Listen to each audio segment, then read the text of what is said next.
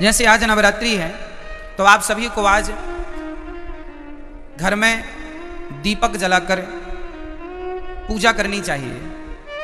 और नवरात्रि का अर्थ कई लोग कहते हैं, आप लोग समझते नहीं हैं, सनातन धर्म की गूढ़ता को लोग जानते नहीं हैं। आज नवरात्रि में केवल माता जी की पूजा नहीं होती, इन नवरात्रियों में आप जिनकी पूजा करेंगे उनकी पूजा सिद्ध हो जाएगी। ये नवरात्रियों की महिमा है। जो पूजा आप करते हैं ना, ये 9 दिन ये ईश्वर की तरफ, ईश्वर इस समय पृथ्वी के बिल्कुल करीब होते हैं भक्तों की पुकार सुनने के लिए। कुल मिला के ये कहें कि जैसे गर्मियों की छुट्टी में आप लोग मन बना लेते हैं, चलो घूम आवें, बच्चों की पढ़ाई लिखाई नहीं है, चलो थोड़ा कहीं घूम आवें, तो कोई कहीं कोई कहीं, गर्मियों की छुट्टी में लोग निकल जाते हैं। उसी तरह भगवान साल में 2 बार पृथ्वी के समीप आते हैं देखने के लिए कि भक्तों का क्या चल रहा है। तो 9 दिन का भगवान छुट्टी का टाइम निकाल के 9 दूनी 18 साल में 18 दिन, नवरात्रि के 9 दिन, ये नवरात्रि के 9 दिन वो। इन नवरात्रियों में विशेष रूप से कौन? माँ अपने बच्चों को देखने आती है कि मेरे बच्चे कैसे हैं। हम सभी कौन हैं? बच्चे हैं। किन के बच्चे हैं? माँ। कौन है वो हमारी माँ? कौन माँ? कौन माँ? कोई कहे अम्बे माँ, कोई कहे दुर्गा माँ, कोई कहे लक्ष्मी माँ, कोई कहे भद्रकाली माँ, कोई कहे काली माँ, कोई कहे चंडी माँ। तो ये बताओ देवियाँ कितनी होती हैं? बोलो मेरी माँ। देवियाँ 9 नहीं होती मेरी माँ, और ना 10 होती। फिर तो 52 शक्तिपीठ हैं, तो 9 ये गिन लो, फिर 52 वो भी गिनो। कामाख्या माता अलग है, ज्वाला माता अलग है, केला माता अलग है, शारदा अलग है। नवरात्रि में 9 में शारदा थोड़ी आती हैं, 9 में कामाख्या माता थोड़ी आती हैं। तो फिर 52 वो गिन लो और 9 ये गिन लो, तो फिर ये सब कोई गणना नहीं है। गिनती क्या है वो हम आपको नवरात्रि की सच्चाई आपको बताएंगे। एक्चुअली हमारी माता एक ही माता है, एक ही माता है। कौन सी माता?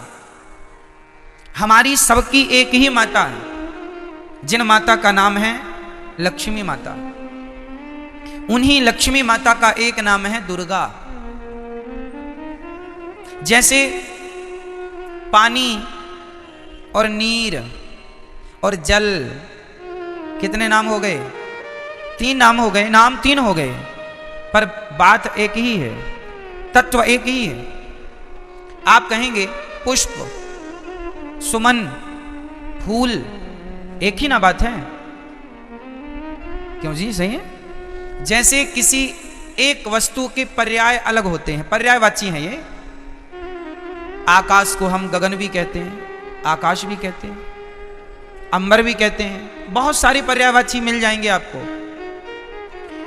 उसी प्रकार जैसे पुष्प के अनेक पर्यायवाची हो सकते हैं और होते हैं, सूर्य के अलग पर्यायवाची होते हैं, सूर्य है, भास्कर है, आदित्य है ना, भौमाय नम भौम है, सब सूर्य भगवान के नाम हैं। जैसे सूर्य भगवान के 12 नाम हैं, जैसे पुष्प के अनेक नाम हैं, उसी प्रकार से देवी एक है, माता भगवती लक्ष्मी। उन लक्ष्मी को कोई दुर्गा कहता है, कोई भद्रकाली कहता। प्रथमम शैलपुत्री चा, आज शैलपुत्री की पूजा होती। शैलपुत्री मतलब माता पार्वती। शैल मतलब पत्थर की बेटी, अर्थात हिमालय की बेटी। प्रथमम शैलपुत्री चा, द्वितीयम ब्रह्मचारिणी। कल ब्रह्मचारिणी मैया की पूजा होगी। ये ब्रह्मचारिणी मैया कौन है? कल दूसरे नंबर पर जो ब्रह्मचारिणी मैया है वो मैया है वैष्णवी मैया, जो ब्रह्मचारी रूप में आज भी ब्रह्मचारी है ना माता जी, विवाह नहीं हुआ उनका। प्रथमम वैष्णव माता जी ब्रह्मचारी रूप में है। तो पहली पूजा पार्वती माँ से स्टार्ट होती है और दूसरी पूजा, तो देखो चाहे आप शैलपुत्री कहो या ब्रह्मचारिणी कहो, तत्व एक ही है। वो एक ही तत्व है, लक्ष्मी तत्व। भाई ये बताओ, आपकी बेटी को क्या कहते हैं आप? बोलो। बेटी नहीं कहते आप, आप कहते हैं हमारे घर लक्ष्मी आई है, हाँ या ना? अच्छा, आप अपनी बेटी को लक्ष्मी कहते हैं, तो आप लोग अपनी बेटी को क्या कहते हैं? आप भी अपनी बेटी को लक्ष्मी। मतलब इस धरती में चाहे बेटी हो, अरे हमारे भारत में बहुओं को भी लक्ष्मी कहा जाता है। जब घर में बहू आती है तो हमारे यहाँ कहते हैं लक्ष्मी के पांव पड़ते ही घर में सब मंगल हुआ है। क्यों? हमारे यहाँ बेटी को क्या कहते हैं और बहू को क्या कहते हैं? और माँ क्या होती है? बोलो, माँ क्या है? माँ भी लक्ष्मी है। सही है। कुल मिला के हम लोग अभी नवरात्रि में कन्या जिमाते हैं ना, कन्या भोजन कराते हैं, तो क्या सोच के कराते हो कि हमारे घर माता लक्ष्मी आई, दुर्गा मान लो, लक्ष्मी कहो, शारदा कहो, भद्रकाली कहो, महाकाली कहो, चंडी कहो, कुछ भी कह लो, पर्यायवाची हैं। तत्व एक ही है, लक्ष्मी तत्व। श्रीश्चते लक्ष्मीश्च पत्न्या बहोरात्रि पार्श्वे नक्षत्राणि। कहने का तात्पर्य यह है, वेदों में एक ही तत्व की उपासना है, श्री तत्व, मतलब लक्ष्मी तत्व। वही लक्ष्मी तत्व दुर्गा के नाम से जानी जाती हैं। मैहर में उन्हें ही शारदा कहते हैं। अनेक रूप है ना, जैसे वृंदावन में बिहारी जी हैं, उड़ीसा में जगन्नाथ जी हैं, तो क्या ये दो हो गए? वृंदावन के बिहारी जी और उड़ीसा के जगन्नाथ जी क्या ये अलग अलग हैं? भाई वही कृष्ण उड़ीसा में जगन्नाथ बन के बैठे हैं, वही श्री कृष्ण वृंदावन में बिहारी जी बन के बैठे हैं, वही द्वारिका में द्वारिकाधीश हैं, वही पंढरपुर में विठ्ठलनाथ हैं, वही श्रीनाथ हैं। एक ही तत्व अनेक रूप रूपाय विष्णवे प्रभु विष्णवे। उसी प्रकार एक ही परम तत्व है और वह है लक्ष्मी तत्व। वही लक्ष्मी आज प्रथमम शैलपुत्री च, आज वही लक्ष्मी क्या बन के पूजेंगी? आज वही लक्ष्मी माता पार्वती बनकर के पूजेंगी, जगत जननी कहलाएंगी। आज उनके हम पार्वती स्वरूप का पूजन करेंगे। तो आप लोगों को घर में दीपक जलाकर आज माँ भगवती का ध्यान, लक्ष्मी जी का ध्यान करना चाहिए। हे माँ, हमारे घर में, ये आपका ही घर है, आप हमारे मन मंदिर में आकर बैठ जाइए। नया वर्ष है माँ, हमारी बुद्धि को निर्मल कीजिए। हम सदा आपकी सेवा करते रहें, हम सदा आपकी आराधना करते रहें और हमारे घर में ये खुशियों का दिया सदा जलता रहे, ये ज्ञान का, ये भक्ति का दीपक सदा प्रज्वलित होता रहे।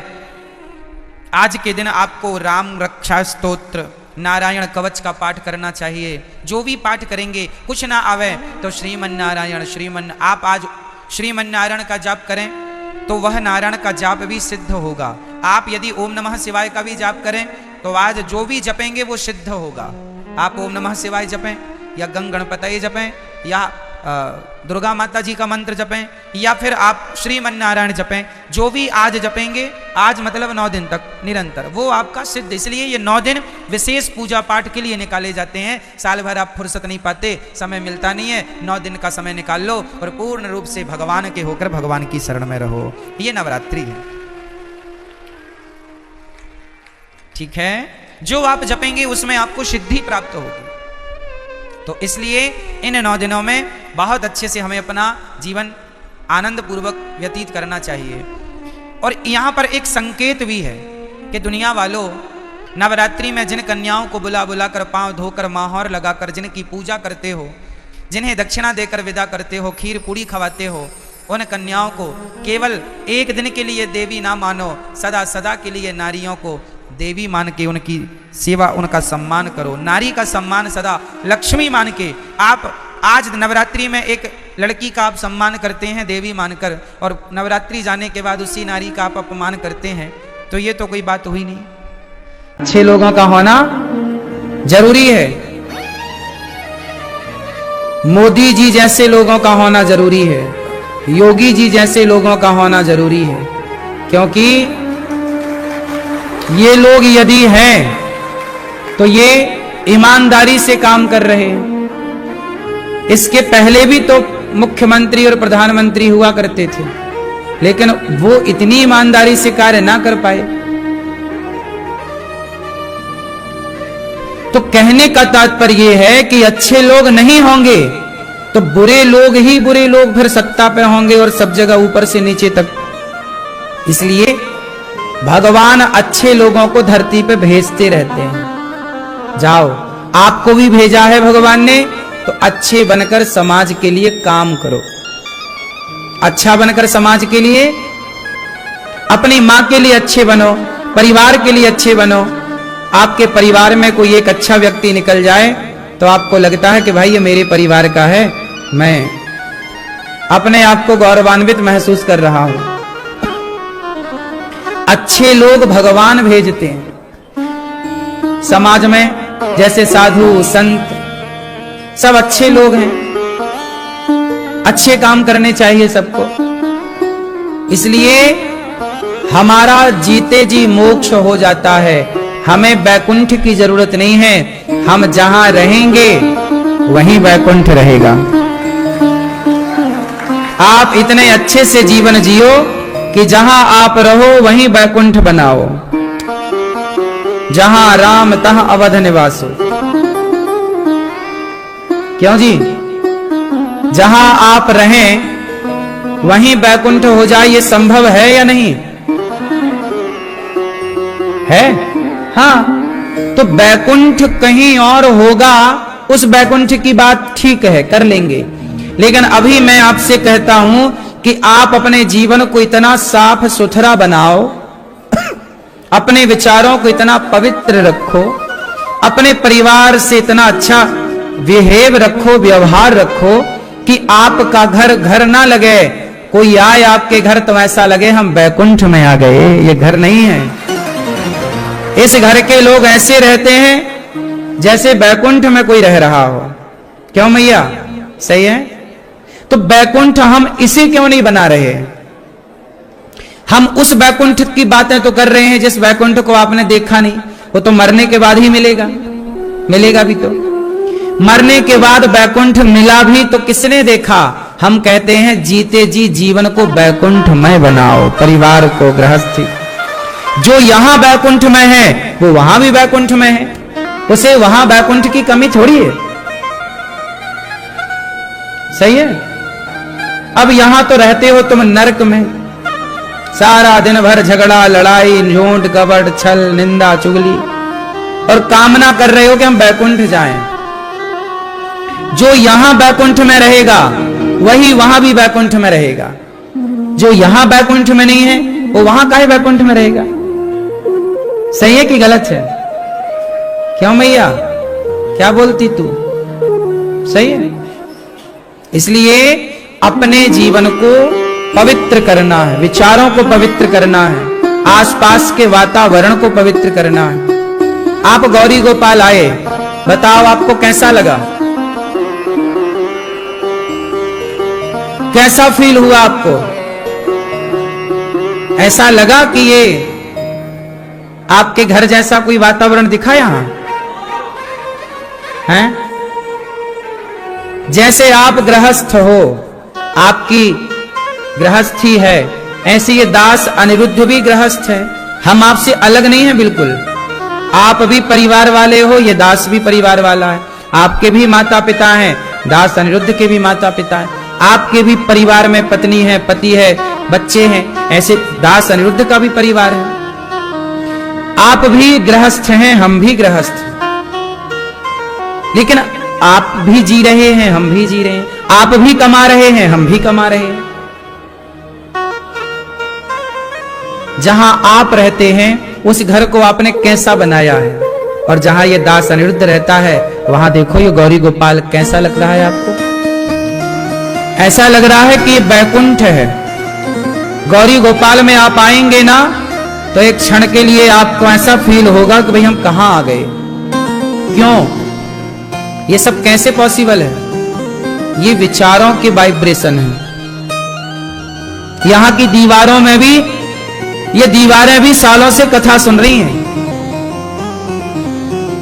यहां भगवान की कथा, भगवान के दर्शन के सिवा, सेवा के सिवा यहां कुछ नहीं हो रहा। ना यहां कोई निंदा कर रहा है, ना यहां कोई चुगली कर रहा है, ना यहां कोई झूठ बोल रहा है, ना यहां कोई लड़ाई कर रहा है। तो ये सारे जो वाइब्रेशन है नेगेटिविटी के, वो यहां है ही नहीं। आपके घर में क्या है? निंदा है, चुगली है। तो घर में सब कुछ है फिर। और यहां क्या है? भगवान बैठे हैं लक्ष्मी नारायण भगवान ऊपर, उनकी पूजा दिन भर, उनकी सवेरे से शाम तक पूजा होती है, भोग लगता है, दिन भर भक्त आते हैं लोग, भगवान का नाम जपते हैं। यहां कोई छल करने वाला नहीं, कपट करने वाला नहीं। गौरी गोपाल में छल कपट होता तो देखो यहां छल कपट नहीं है, इसलिए गौरी गोपाल में दरवाजा ही नहीं है। इस बात को आप नोट करिएगा। बार बार मैं एक बात कह रहा हूं कि यहां दरवाजे नहीं है, क्यों? क्योंकि यहां छल कपट का कोई स्थान ही नहीं। जो आपने टीवी पर सुना था अनिरुद्धाचार्य के बारे में, गौरी गोपाल के बारे में, जो कानों से आज तक सुना था, जब यहां आकर देखा तो जो सुना था वैसा ही पाया कि गलत पाया? क्या मतलब हुआ? झूठ होता तो मेरी कथनी और मेरी करनी में अंतर हो जाता।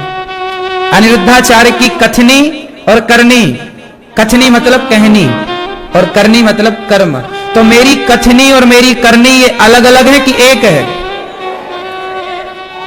इससे सिद्ध होता है कि जो व्यक्ति जो कहता है वो करता है तो वो व्यक्ति परमात्मा को प्रिय होता है, और जहां कथनी करनी एक होती है वहीं भगवान विराजते हैं। इसलिए भगवान आए गौरी गोपाल में।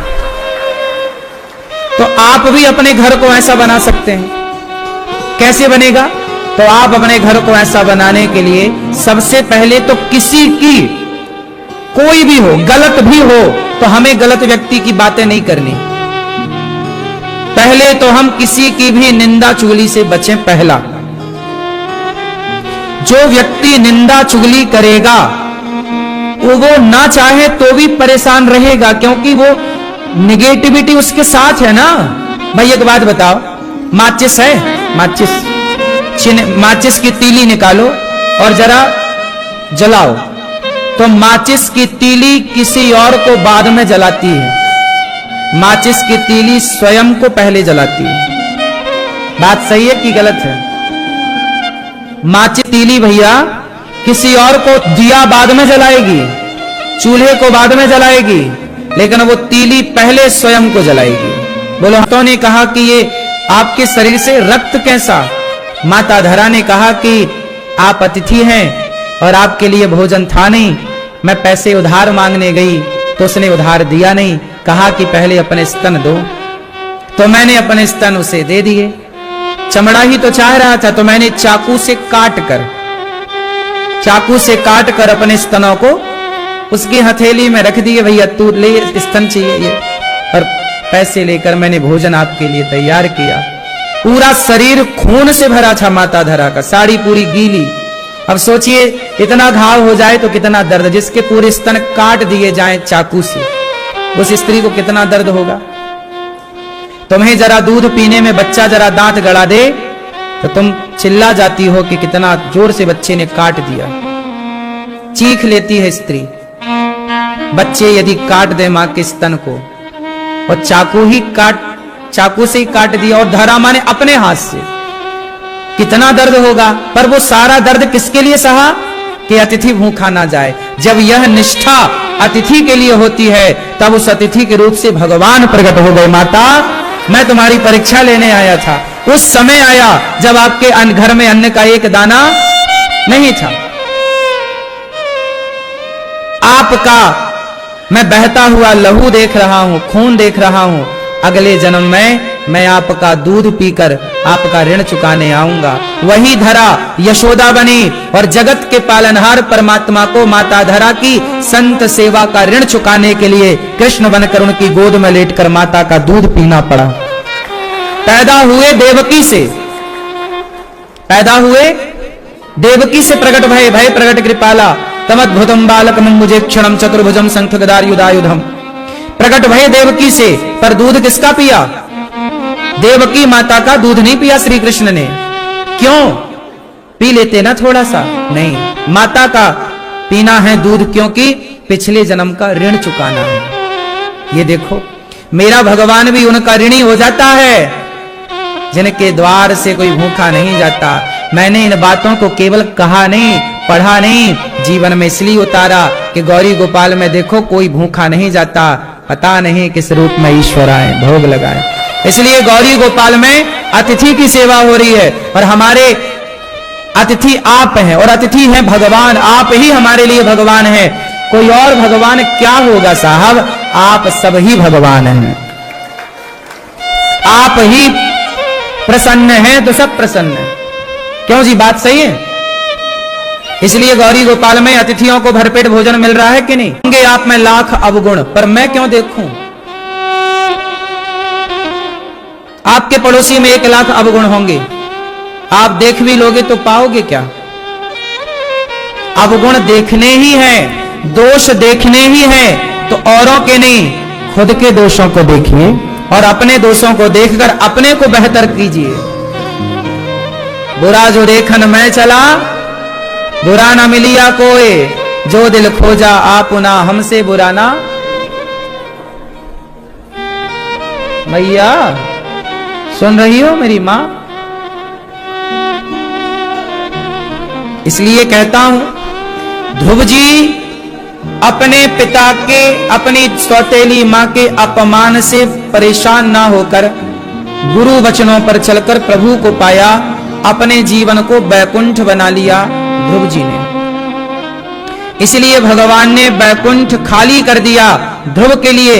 आपको बताऊं ध्रुव जी किस लोक में रहते हैं, बोलो ध्रुव जी कहां रहते हैं, ध्रुव लोक में। जैसे ब्रह्म लोक है, मृत्यु लोक है, स्वर्ग लोक है, ऐसे ध्रुव जी जहां रहते हैं उस लोक का नाम है ध्रुव लोक। ध्रुव लोक, ध्रुव जी के पहले वह लोक बैकुंठ था।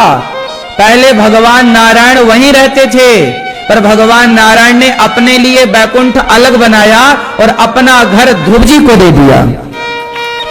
देखो ये भक्ति की ताकत है, ये प्रेम की ताकत है। ध्रुव लोक जो है वह बैकुंठ ही था, पर है पहले भगवान श्रीमन नारायण वहीं रहते थे। फिर जब ध्रुव जी की तपस्या देखी, कहा पुत्र मैं तुझे अपना घर देना चाहता हूं, अपना गिफ्ट कर दिया भक्त को और अपना दूसरा फिर भगवान ने बैकुंठ बनाया। तो भगवान अपना घर देने को तैयार हैं। यही तो पूछा किसी ने राम से कि राम आपने अयोध्या का राजा बना दिया भरत को, आपने विभीषण को राजा बना दिया लंका का, आपने विभीषण को लंका का राजा बना दिया। यदि कल रावण आपकी शरण में आ जाए कि राम मुझे क्षमा कर दो, राम जी विभीषण को कहां का राजा बना चुके हैं, जोर से कहां का, लंका। जो संपत्ति से रावण नहीं दीन दिए दसमात, सोई संपत्ति विभीषण ही सकुच दीन रघुनाथ। राम जी ने विभीषण का राज्य तिलक कर दिया। विभीषण क्या बन गए, राजा। कहां के, अच्छा राम जी से किसी ने कहा कि विभीषण को तो आपने लंका का राजा बना दिया, यदि रावण आपकी शरण में आ जाए और कहे कि क्षमा कर दो, तो फिर रावण को कहां का राजा बनाओगे, आपकी तो बात झूठी हो जाएगी। फिर तो या तो विभीषण को राजा बनाओ या रावण को। तब राम ने मुस्कुराते हुए कहा कि यदि रावण मेरी शरण में आ गया तो शरणागत कहूं जे तजही में त्यागता नहीं। शरण में आए हुए को, जो शरण में आ जाएगा उसे मैं त्यागूंगा नहीं। सन्मुख हो ही जीव मोहि जबहि, जन्म कोटि अघनासहि तबहि। शरण में आ गया यदि रावण, तो मैं विभीषण को लंका का राजा बना चुका हूं। रावण शरण में आएगा तो मैं रावण को अपने बैकुंठ का राजा बना दूंगा। भगवान है ना, भगवान तो ऐसी कई पृथ्वी तुरंत प्रकट कर सकते, कई बैकुंठ बना सकते हैं। भगवान है वो, कर तुम अन्यथा कर तुम सर्व सामर्थ, क्या नहीं कर सकते। इसलिए मेरी मां ध्रुव जी महाराज जब तपस्या किए तो भगवान ने जो बैठा है, जो खड़ा है, नाव में कुछ लोग बैठे रहते हैं तो नाव में कुछ लोग खड़े हैं, कुछ बैठे तो कुछ खड़े, और एक नाव को पकड़ा है पानी में। अब जैसे नाव जा रही है और आपने नाव को पानी में पकड़ लिया, डूब रहे थे आप, पकड़ लिया, तो बताओ पकड़ने वाला पार होगा कि नहीं, बोलो। जो बैठा है जो बैठा है और जो ना हो, ऐसे क्यों किया जाता है? क्योंकि यह आज्ञा पालन मुद्रा है। मुद्रा है, प्रार्थना मुद्रा है, भगवान के चरणों में निवेदन है। आज्ञा पालन मतलब भगवान के द्वार पर आपने हाथ जोड़ दिया, मतलब आप भगवान से ये कहना चाहते हैं कि प्रभु अब हम अपने आप को आपके चरणों में समर्पित कर रहे हैं, आप जो आज्ञा देंगे हम वो स्वीकार करेंगे।